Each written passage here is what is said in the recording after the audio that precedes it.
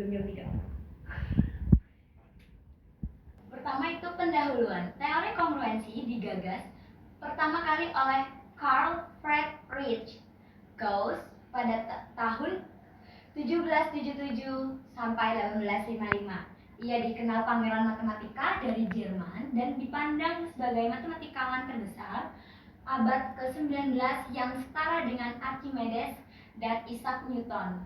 Konsep kongruensi diperkenalkan oleh Gauss ketika ia berusia 24 tahun dalam buku karyanya yang berjudul Disquisitiones Arithmeticae. Lanjut, yang pertama itu kita akan membahas 4.1 sifat-sifat dasar dari kongruensi. Menurut Gauss, jika suatu bilangan n menyatakan selisih antara dua bilangan a dan b, maka a dan b dikatakan kongruen terhadap n. Jika tidak, disebut tak kongruen. Pernyataan ini disajikan dalam definisi 4.1 sebagai berikut.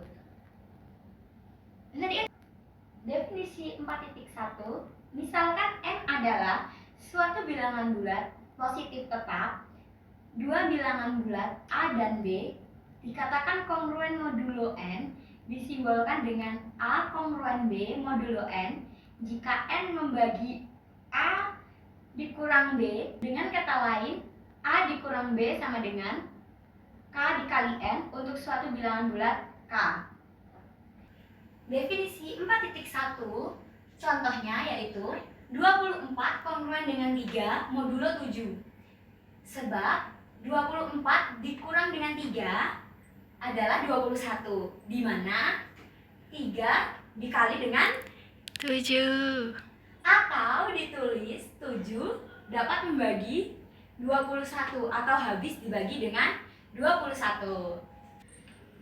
Dapat pula dikatakan bahwa selisih antara 3 dan 24 yaitu 21, di mana 21 habis dibagi 7. Makna lainnya adalah bahwa 24 dibagi 7 sisanya yaitu 3. Ya, benar. 3. Sudah paham belum? Paham.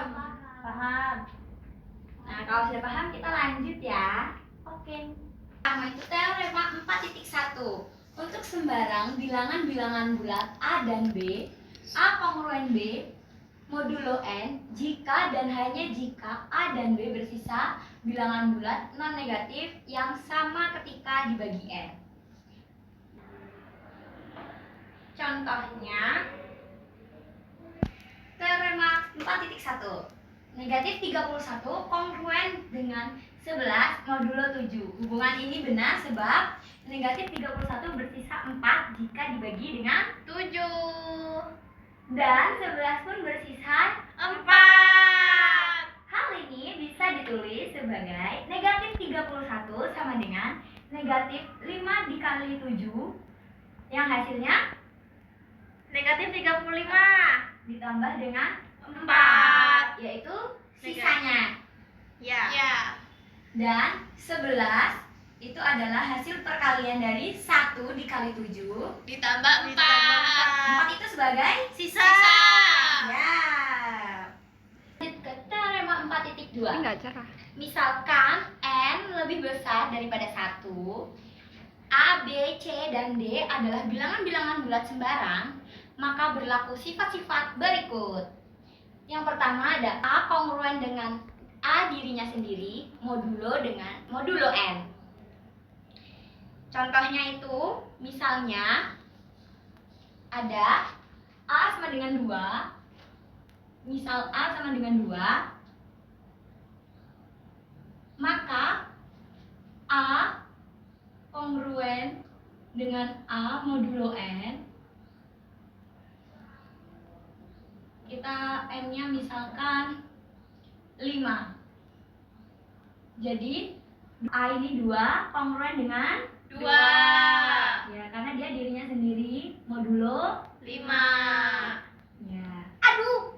Maka a dikurang a sama dengan 2 dikurang 2.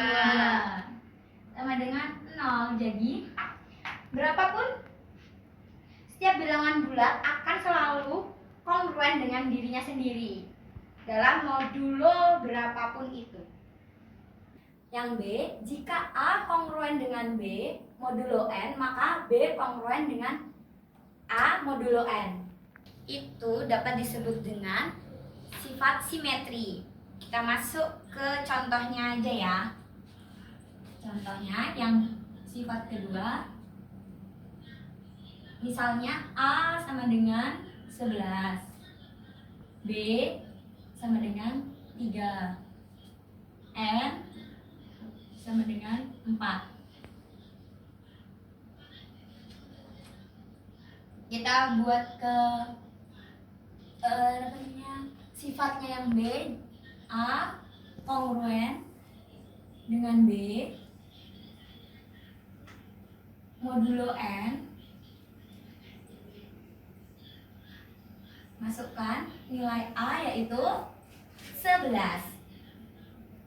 kongruen dengan nilai B 3. Modulo N, kita masukkan nilai N yaitu 4, sehingga modulo 4. Di sini cara mengerjakannya, A dikurang B, A kongruen B modulo N itu sama dengan B kongruen dengan A modulo N, maka 11 kongruen 3 akan sama dengan 3 kongruen dengan 11 modulo 4. Yang pertama kita kurangkan 11 dikurang 3 modulo 4.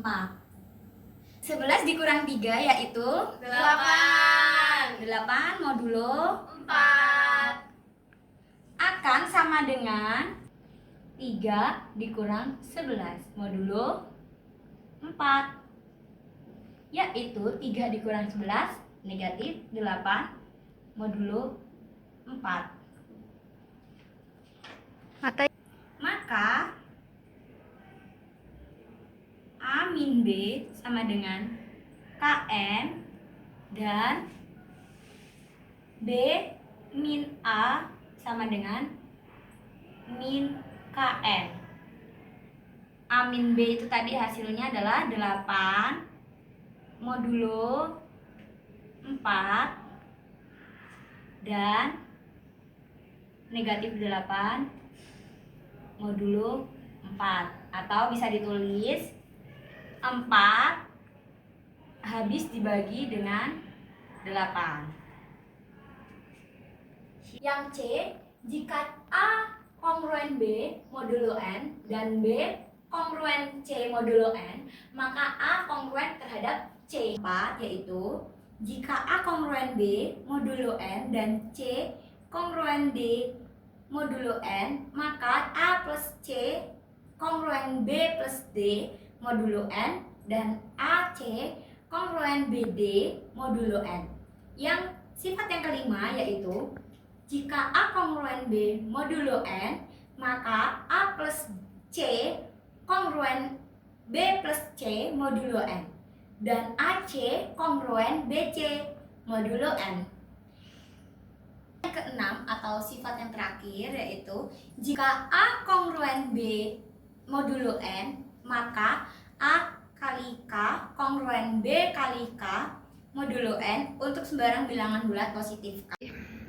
Kita masuk ke contohnya. Tentukan sisa dari pembagi 1 faktorial ditambah 2 faktorial ditambah 3 faktorial ditambah 4 faktorial ditambah titik-titik sampai ditambah dengan 100 faktorial oleh 12. Penyelesaiannya yaitu kenali batas atas dari faktorial. 1 faktorial itu adalah 1. Kemudian 2 faktorial itu 2. 3 faktorial sama dengan 6. 4 faktorial adalah 24 dan 5 faktorial adalah 120. Kemudian 100 faktorial itu merupakan angka yang cukup besar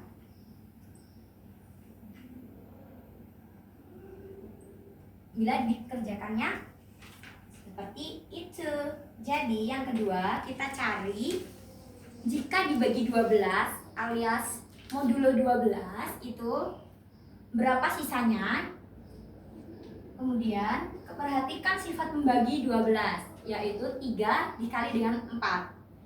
Jadi bilangan kelipatan 3 dan 4 pasti habis dibagi dengan 12. Berarti sekarang kita mulai dari 4 faktorial.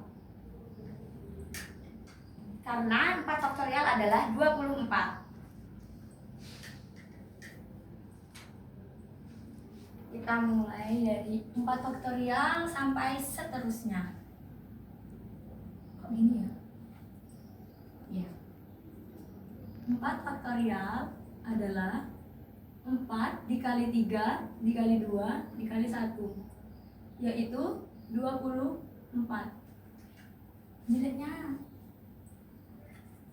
dimana 24 ini habis dibagi 12 habis dibagi 24.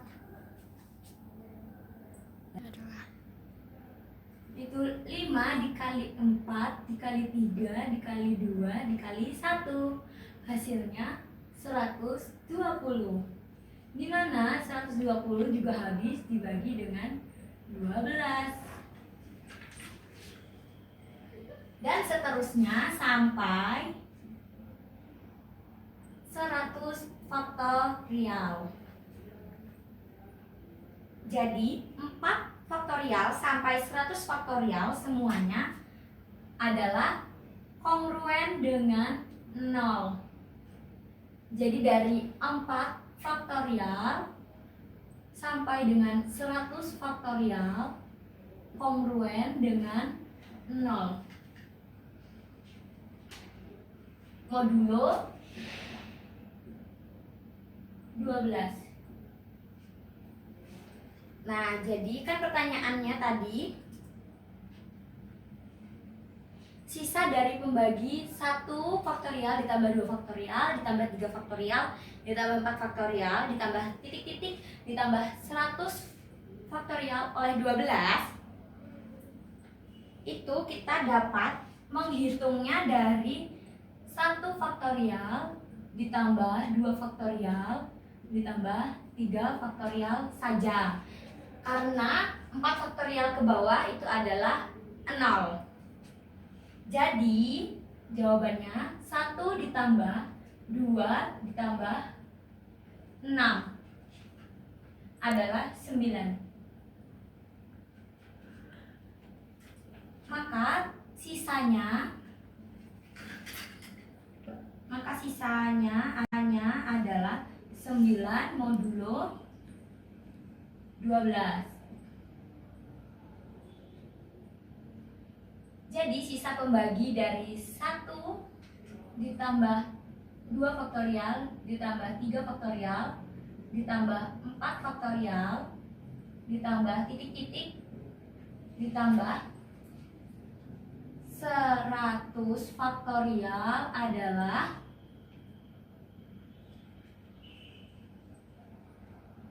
modulo 12 adalah 9. Ada yang ingin ditanyakan? Cukup. Ya, ada. Teorema yang ketiga yaitu teorema 4.3. Jika CA kongruen terhadap CB modulo N, maka A kongruen B modulo N per D dengan D adalah FPB C, N. Kita kan sudah belajar FPB di materinya Amel. Ya. Karena CA kongruen B modulo N, maka CA dikurang CB sama dengan KN, atau C dikali A dikurang B adalah KN. Masuk ke contoh. Jadi inti dari teorema ini adalah Jika dua bilangan kongruen setelah dikalikan dengan C, kita bisa menyederhanakannya. Kita bisa menyederhanakan kongruensinya dengan membagi modulo N dengan FPB dari C, N. Oke, kita masuk ke contohnya sekarang. Kita misalkan bentuk kongruensi dari 9X kongruen dengan 9Y modulo 27. Di sini yang berperan sebagai C adalah 9 dan N adalah 27. Sehingga FPB-nya FPB C, N adalah FPB 9,27.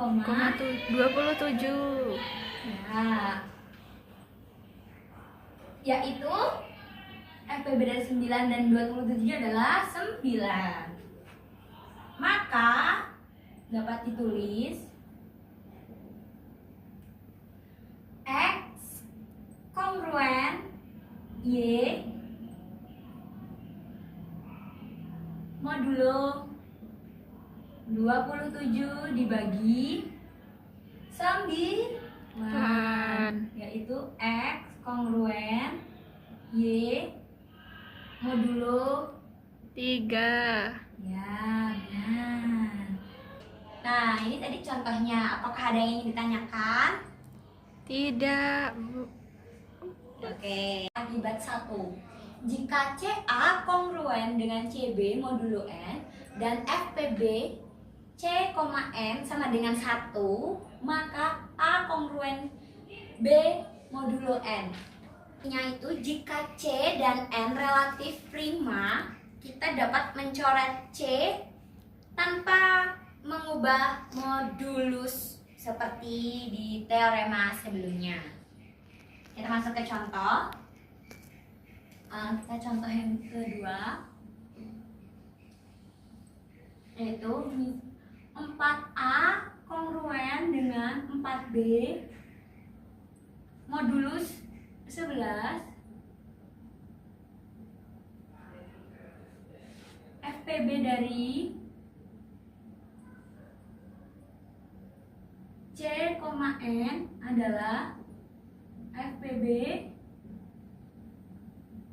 4,11. FPB dari C, N sama dengan FPB 4,11 adalah 1, karena FPB C, N itu termasuk dalam bilangan prima. Nah, ini jadinya, maka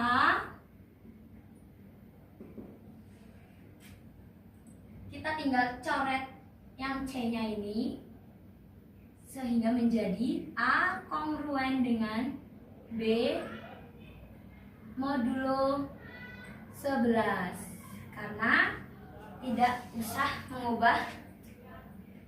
perlu mengubah modulo dari N. Oke, kita lanjut ke teorema yang terakhir, yaitu teorema 4.5 akibat 2. Jika CA kongruen dengan CB modulo P dan P tidak membagi C dengan P adalah bilangan prima, maka A kongruen B modulo P. Jadi itu intinya, jika modulo P adalah bilangan prima dan tidak membagi C, maka kita bisa menyederhanakannya langsung seperti teorema 4.4 akibat 1. Contohnya, contoh yang ketiga,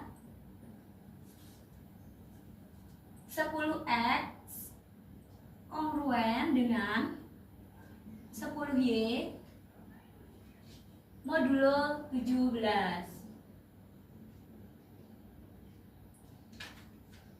17 adalah bilangan Prima. ya, bilangan prima. Jadi dapat ditulis FPB-nya, FPB C, N, yaitu FPB 10,17.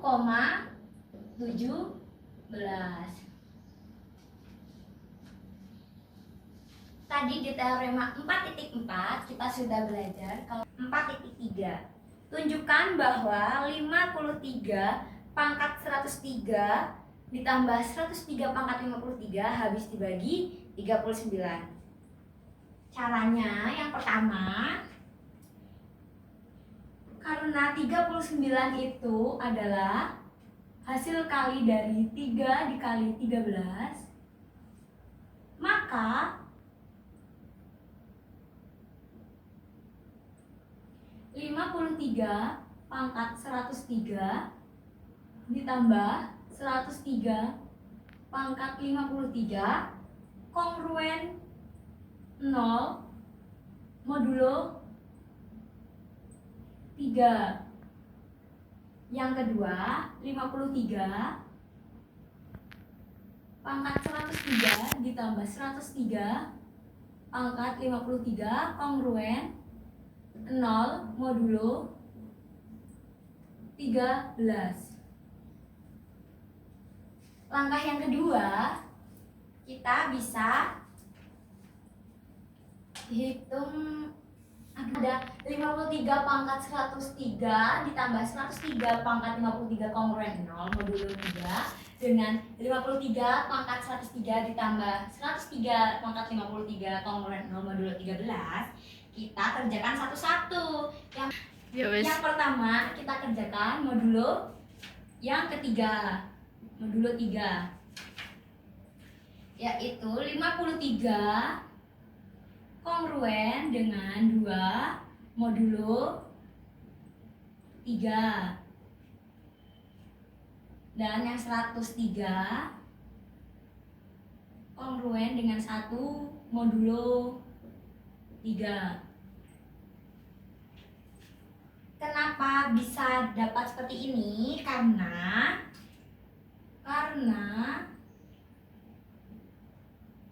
2 pangkat 1 adalah 2 kongruen dengan 2.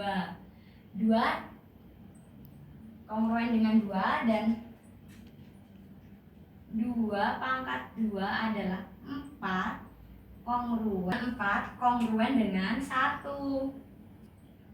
Ini modulo 3, ini modulo 3.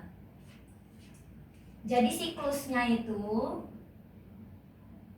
2,1 2,1 dihitung 2 pangkat 103 modulo 3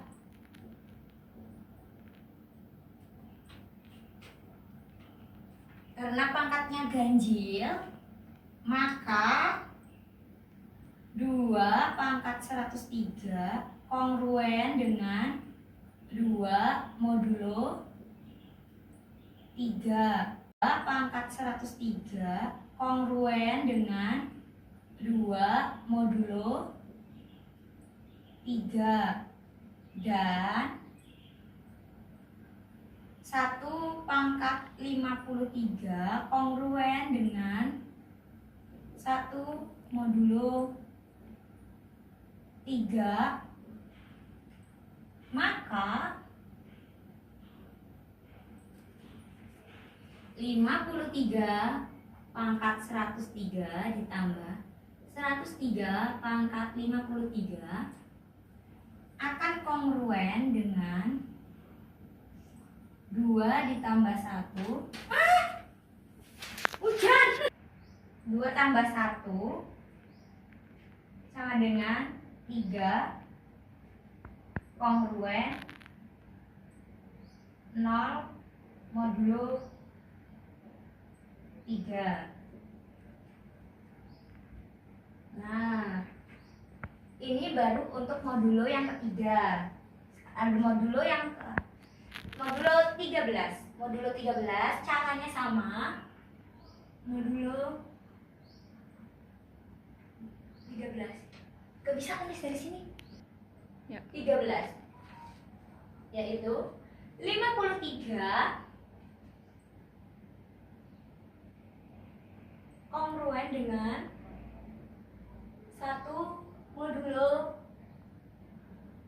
13 dan 103 kongruen dengan negatif 1 modulo 13. Jadi ini 1 pangkat 103 sama dengan 1. Yang kedua itu negatif 1 pangkat 53 sama dengan negatif 1. 103 ditambah 103 pangkat 53 kongruen dengan 0 atau 1 ditambah negatif 1 0 modulo 13. Kesimpulannya jadi 53 pangkat 103 ditambah 103 pangkat 53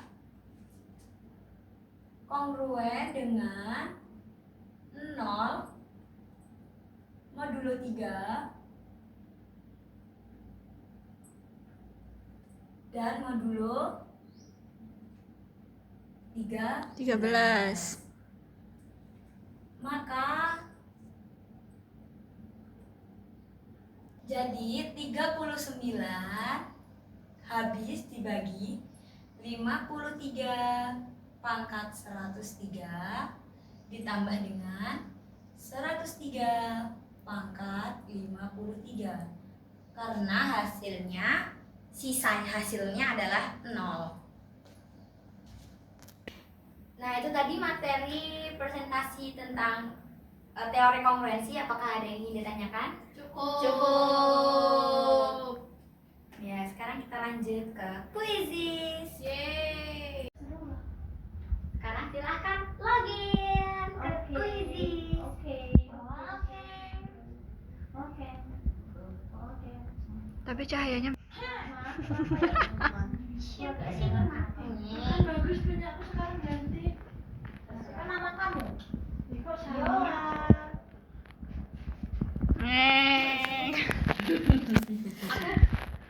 Soalnya nanti ayahku mau Ide. Ayo mana ini udah mulai.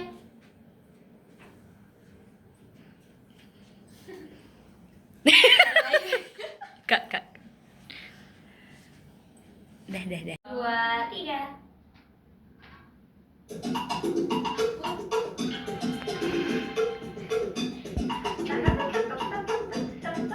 pengen ketawa. Wow, siapa itu belajar pakai rek? Lucu ya, Ajarin dong. kayak tuyul gitu. Ini masuk ke kemah. Bu, kok nggak ada ini? Gak ada apa. Bukan tingkat emas Renata Ica, tingkat perak, tingkat perunggu. Wede. Aku sama. Aku apa? Sekian presentasi dari saya. Mohon maaf apabila ada salah kata atau salah dalam penjelasan yang kurang jelas. Saya akhiri, terima kasih dan selamat siang. Siang. Dadah.